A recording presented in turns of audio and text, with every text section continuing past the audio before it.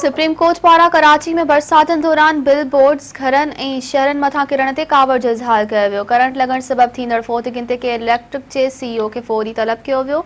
Mayor Karachi बाबति बि chief justice पारां सख़्त रिमार्क्स ॾिना विया। आला अदालत में बरसातुनि ऐं तेज़ हवाउनि दौरान शहर में लॻल बिलबोर्ड्स रोडनि ऐं घरनि में किरण सबबि पेश आयल हादसनि ऐं वाक़िअनि बाबति ॿुधणी दौरान चीफ जस्टिस रिमार्क्स ॾींदे चयो त 5 वरनि खां जांच करायूं त ख़बर पवंदी कंहिं बिलबोर्ड्स लॻाया आहिनि।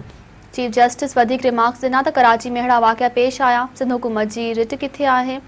हुन चयो त करंट लॻण वारनि वाक़िअनि में थींदड़ फोतिगिन जो केयर इलेक्ट्रिक जे सीईओ ते केस दाख़िल थियणु घुरिजे। चीफ जस्टिस रिमार्क्स में चयो त रोशनियुनि जे शहर खे मेयर कराची तबाह करे छॾियो आहे, बल्दियाती इदारनि बि ज़ुल्म कयो आहे। चीफ जस्टिस रिमार्क्स में चयो त सिंध हुकूमत बि शहर सां दुश्मनी पई करे, हिते सभु अची खीसा भरे हलिया था वञनि। सुप्रीम कोर्ट कराची में करंट लॻण सबबि थियल फोतिगिन ते कावड़ जो इज़हार कंदे सीईओ के इलेक्ट्रिक खे तलब करे वरितो।